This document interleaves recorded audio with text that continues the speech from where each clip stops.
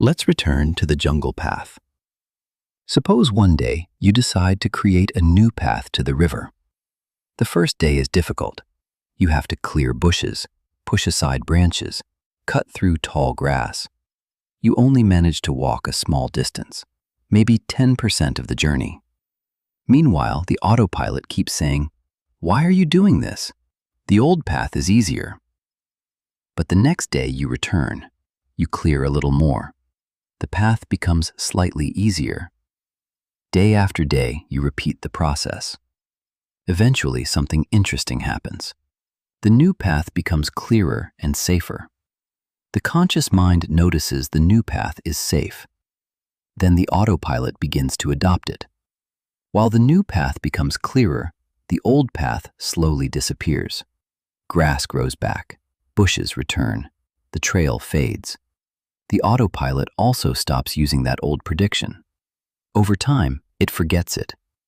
Eventually, the new path becomes the default path. The new path becomes the new default. Rewiring the autopilot works exactly the same way. The mistake many people make is trying to change everything at once.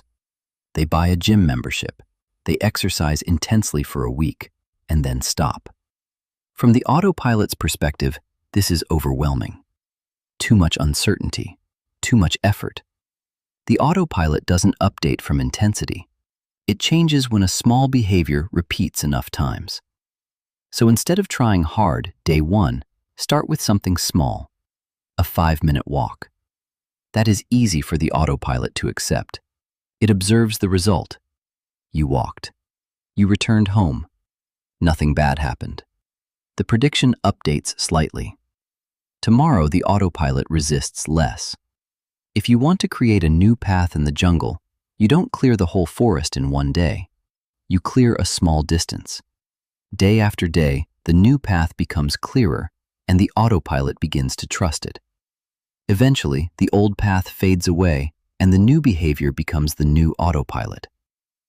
In the premiere, this is what we meant by one step at a time and by 1 penny a day. You can also help the autopilot change faster. Leave your walking shoes near the door. When you wake up, you see them. Your autopilot receives a signal. This is what we do in the morning.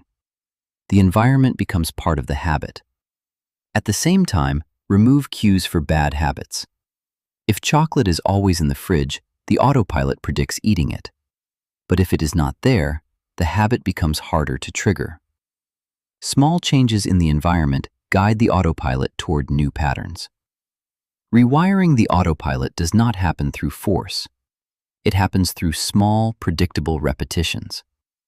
Every repetition makes the new pattern easier for the autopilot to adopt. Eventually, it trusts the new pattern, and the new behavior becomes automatic, just like the jungle path. Habits are not flaws. They are your autopilot's efficiency system. To change them, don't fight it. Work with it by creating a new path, one small step at a time, 1 penny a day. Here is the brain twist question. If habits shape our behavior and predictions guide our actions, where does the feeling of I come from? Who is the one actually making the decisions? To answer that, we need to explore something deeper, the brain's model of the self. The next episode.